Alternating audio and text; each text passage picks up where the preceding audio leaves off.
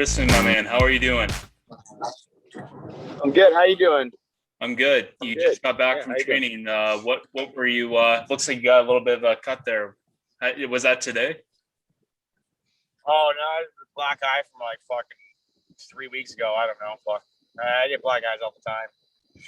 So nothing No new idea. for you. No idea. No idea. I've had it for weeks. It's just I get black eyes fucking left, right, and center. So I don't even know what this one's from. So like when you're going for fights, if you ever like enter like when you get into a fight in the UFC, do they ever question your black eyes? Do they like still let you fight, or how's that all work out? Never been an issue. I've shown up to most of my fights with black eyes. No one's ever said anything. That's awesome. Well, because like I always question that because I know they like check you for medicals and things like that. Oh yeah, but they're not. If you're cut, yeah, they might fucking say so. They won't let you fight, but bruises and shit, they don't say anything. Mhm. They're more worried if you have AIDS or a heart arrhythmia or something where when your heart rate goes up, or you're gonna have or you have some sort of disease that someone else could get, like AIDS or Right. hepatitis. That's all they give a fuck Mhm. about.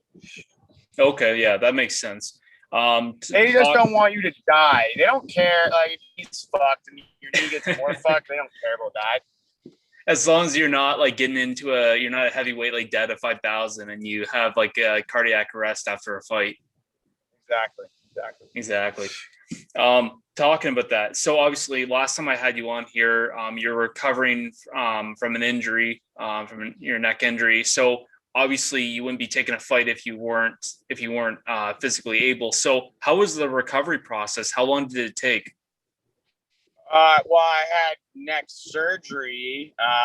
It's only been like 7 months since the surgery, and I'm feeling good to fight. So, Mm-hmm. Okay. yeah, it was 3 months of no contact, and then pretty much do whatever you want. Okay. Right on. Right on.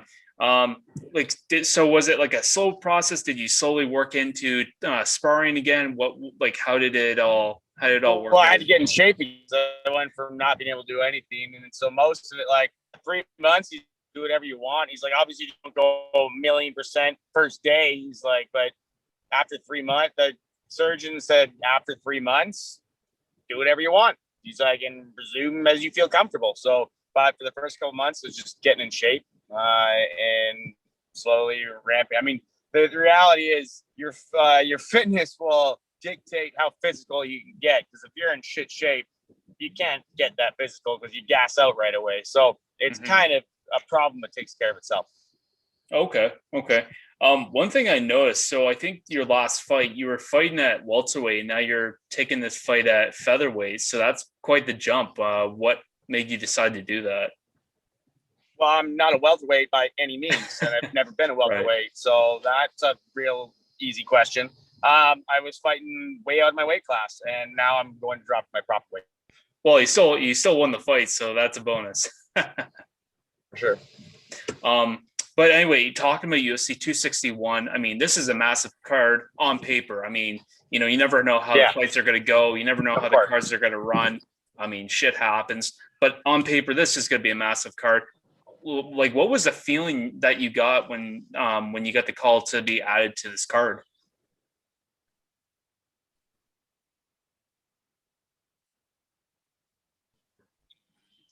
I was just looking to fight, so it didn't really matter. Obviously, it's awesome to be on a big card like this, and get that exposure. At this point, I just want to throw everything in a secondary. I don't really care dirt in the backyard. Whoever, I just want to punch the face. Right on, right on. Yeah, so I mean, like, I guess there's the idea when you fight on a big card. I mean, do you find like obviously you're focused on your fight, but sometimes there's the idea if you get a finish, you're not always going to get that bonus. I mean, do you have any? Have you ever had worry like that in Yeah, your life? that's true. Yeah, it is a little bit of Yeah, that but I like mean, stigma, right? reality is you can't. Bonus hunting is dangerous. As far like one, it makes you start making dumb moves in fights. And so you can never really never bank on. It's kind of it's a bonus. So you have to it's a bonus. You maybe like if everything goes well, you get it, but don't try and go for it because the number of fighters that have screwed themselves and end up losing the fight because they go for something dumb that where if they just fought smart, took their time, maybe they wouldn't get the bonus, but they got the win. They would have got their win bonus. Now they get nothing. Or well, they just get they lost and they get their purse and no win bonus and no bonus. So and one of these big cards, yeah, like those bonuses tend to go to the main card. Like when all things are even, then you know they're gonna put it to the bigger name, give it to the bigger name. So it's not that the small earlier on the card fights won't get it. It's just say I knock out Pat in spectacular fashion, but then Usman knocks out Masvidal in spectacular fashion. Mm-hmm. Who's gonna? We did the exact same. It was the exact same thing. Like we did the exact same knock. Obviously, he's gonna get it over me. So, in that sense, yeah, there's a lot of big fights on it. So it's gonna make it harder. But at the same, way more exposure. There's enough, right? Like more people gonna be watching, and that maybe short term you're not making as much money, but could potentially get you a bigger feud, more money, more sponsors. Like there's always a give take. Yeah, and that's just it. It's a bit of a gamble, and maybe not necessarily you're going to get your bonus, like you said, but yeah, just the exposure. A lot of people are going to be watching the card. I mean, again, it's probably massive card of 2021 so far. Talking about your opponent though, Pat Sabatini. So with this guy, I mean, he's coming off a pretty good record outside the UFC. So what is it that you're expecting from this guy? Pat's a gamer, man. I'm a pretty good judge of character, a pretty good judge of ability, and everyone's like, oh well, he hasn't fought. Yeah, he hasn't fought anyone like me. Caliber. But I quite and watching him talk, I feel like we have a lot of similarities. Like I see a lot of mental weakness in people, like a lot of trying to hide behind fake emotion. Pat seems like a hard-working dude. He doesn't have, the people. There's a lot of people point out because he was the guy that had his arm dislocated, the lock, as like Frank Mir did to Tim Sylvia. And people are like, wow, his arm dislocated that. I'm like, that's what you're taking out of that? Like, that's a structural issue. He really had no ability to, like, he got caught in it and his arm dislocated. You say, what I can say is he didn't tap. He didn't even think about tapping. He tried. The reason dislocated is he fought as hard as he could to get out of it, and his elbow dislocated. And I take out that he's not going to tap from just pain. He's going to have to be broke or he's going to give in. So very good jiu-jitsu wrestler. He's got a karate background. He's comfortable on the feet, but he really likes to grapple. Why? I mean, fight everything. I love fighting. That's like my favorite aspect of MMA, but I like to spend more time fence anywhere else. So I feel like we're probably going to end up there a lot of the fight, and it's going to come down to a war of attrition. And I think we're going to be pretty even skill wise on the fence. I think we're both going to have little strengths and weaknesses over each other. Any striking, anyone can out for sure, but neither of us have been knocked out before. So, I likely, I'm assuming we're probably going to end up battling it out in a grappling war, and we're going to see who gets tired first, and maybe a striking match after we've grappled a bit. But I feel like if either of us waits to grapple too much, then the other person's going to force them into it. So it's likely just going to naturally happen. Yeah, and that's just it. I think it's going to be a good fight for you. Again, I think you guys are both skilled, or matches or like skills are both matched evenly. Now that being said, obviously the fans are going to be coming back at UFC 261. We kind of got a little bit of a preview of that on the Fight Island with McGregor and Poirier.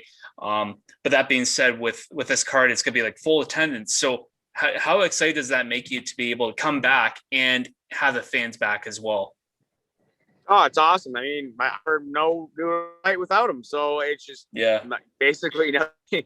another day for me. Like I've a crowd there, fan.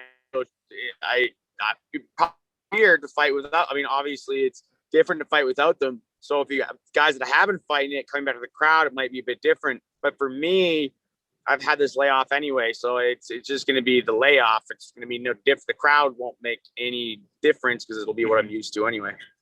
Yeah, yeah. Well, and I know like some fighters, like they actually were preferring having no fans because they could hear their coaches a lot clearer. It was a lot easier for them to be able to fight that way. But now with the fans coming back, I think it's kind of a hate love relationship with the fans. Well, some guys they really or some fighters really play off the crowd like that, jazzes them up, and then they feel flat. The two things is they feel flat when they go out because there's no crowd, and they underperform, or other people get distracted by it. So it could go either way. For every single individual is different. So it does it for me. I just zone the crowd. I don't even pay attention to the crowd.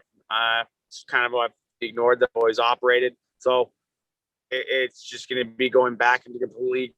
So I probably would have been fine with no crowd because I wouldn't have had to ignore him. But now I just sit another day in the office.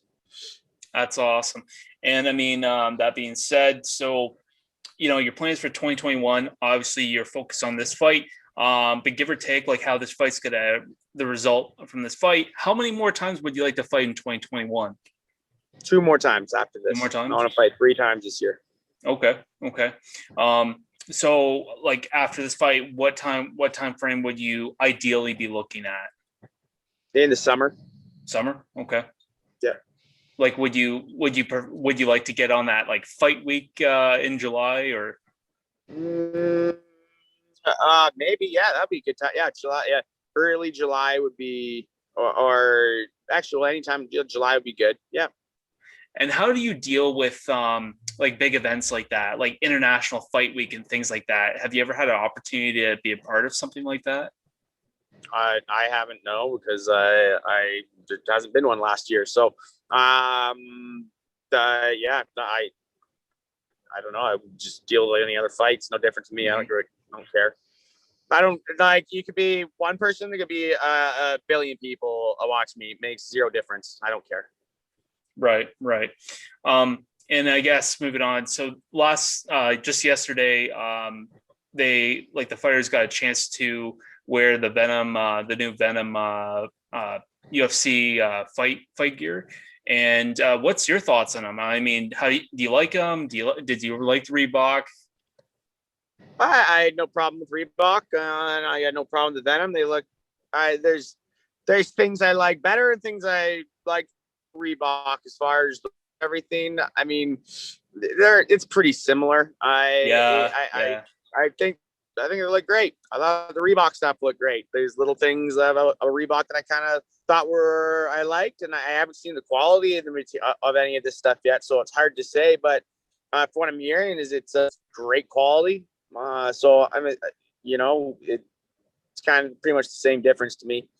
Yeah, I have to agree with that. Like I think I tuned in, I caught the Mike Perry fight yesterday and the Mackenzie Dern fight, I think.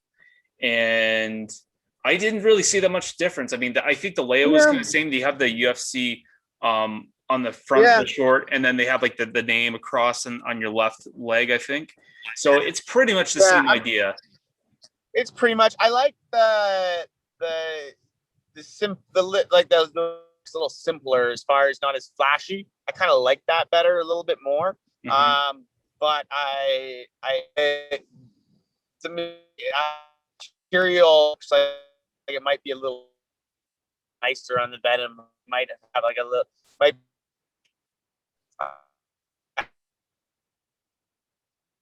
I think I'm losing you here.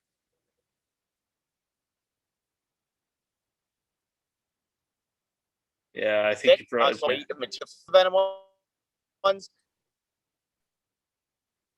Actually, like the lungs and everything that Venom has. I mean, I don't hate it, but I like the simple the Reebok stuff a bit better. I mean, again, I'm nitpicking now. Like they both look great. They have obviously people that are much better at designing things than I am. So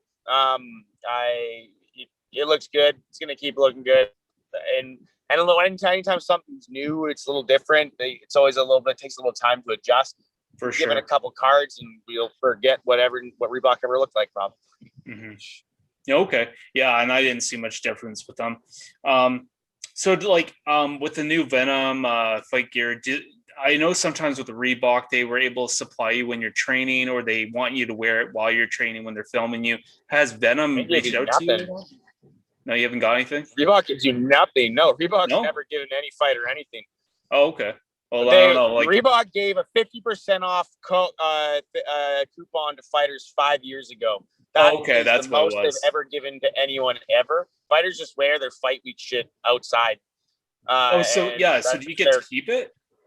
Oh yeah, you just split it. Okay, maybe that's what it was. Yeah, fighter stuff, but there's not even a place for us to buy. Like, if I want to buy, I can't. There's nothing here. They make it custom for that one event, and they make you give that. If you win, they make you give that back. Well, they make you give either your shirt or your shorts. No one gives their gloves or their shorts. Well, so basically, they take your shirt, they walkout shirt. They give you absolutely nothing. Okay. I know sometimes with certain fighters, what they'll do is once a fighter's worn it, they'll take their shirt or whatever the hell and sign it, and then they put it on the UFC site or whatever. Yes, they do that for any time. If you win a fight, they take it. Okay.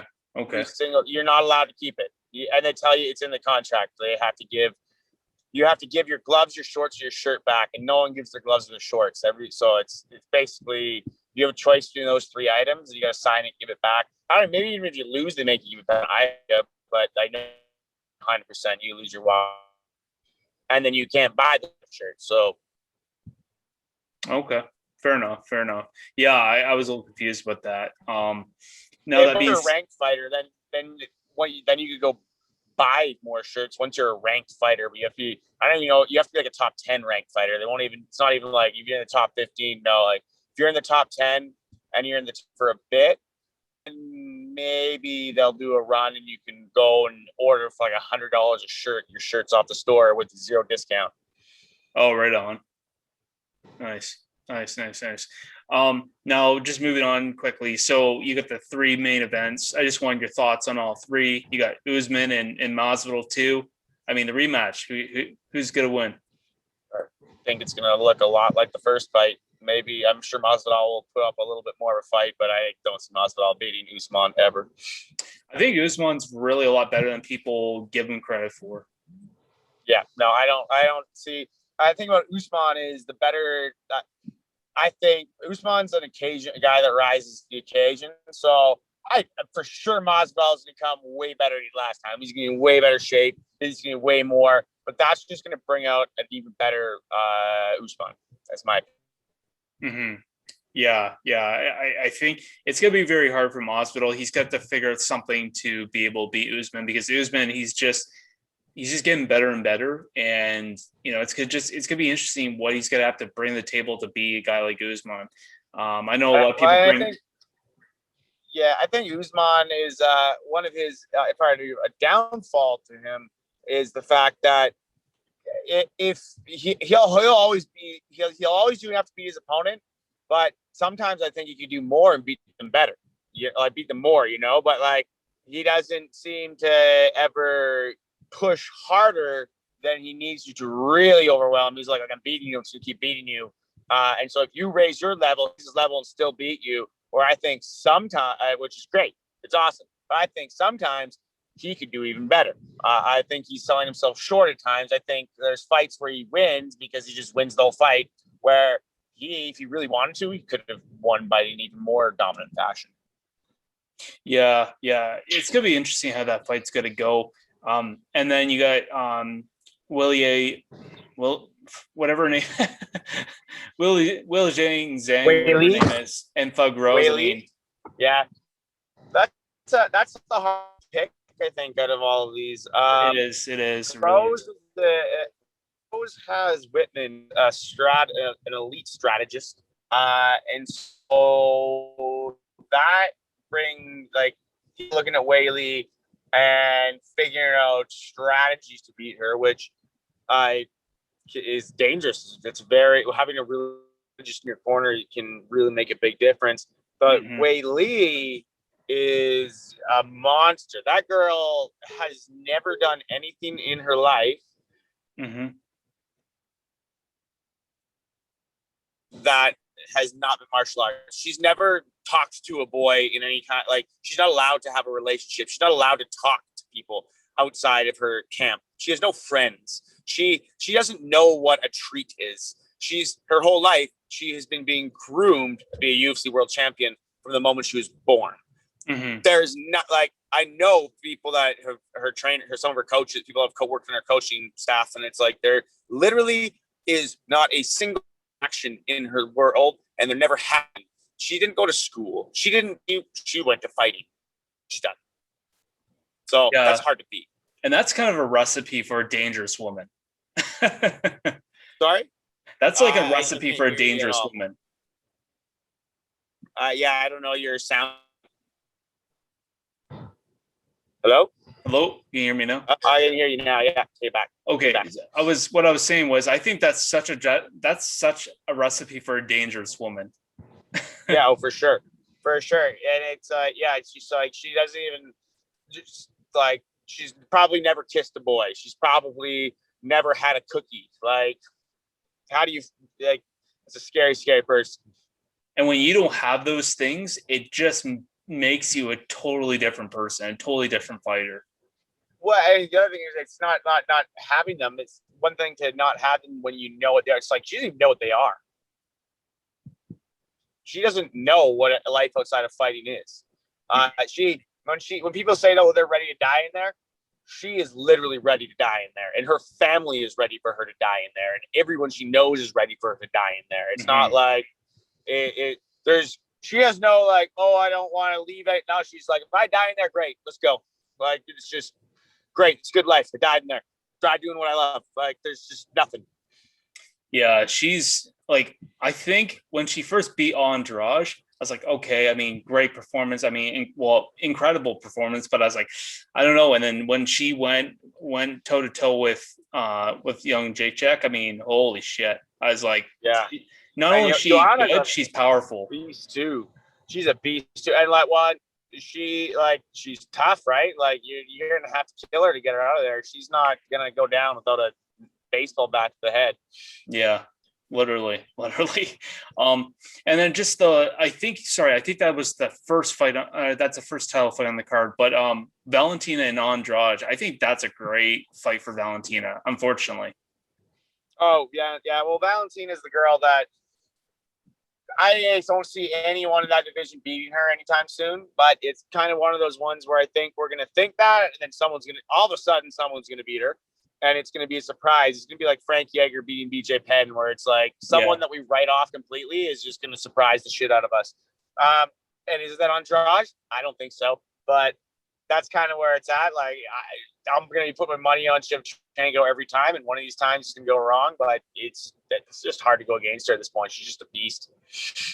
And that's the problem. She's good everywhere, and you kind of have to be good everywhere to be a champ. Because we've seen it time and time again. Champs are good on the feet, or they're only good on the ground, and then they get a bad matchup where, they're not. Yeah, there's no bad matchups for her. She's just a beast everywhere. Plus, she's like a specimen of an athlete, like just absolutely shredded, absolutely like strong everywhere, good cardio, super explosive, physically super strong. Like, it's just a recipe for a beast. Yeah, 100%, Tristan. Again, we're coming up on time. I actually have to go to work here, so I appreciate you, Tristan, for taking your time right after training. And I appreciate you taking that time to do that. I know probably training's busy for you, so again, thanks for coming on here. And for anyone again that doesn't know, Tristan Connelly is going to be taking on Pat Sabatini at UFC 261 on April 24th. Awesome. Thanks, man. Have a good one.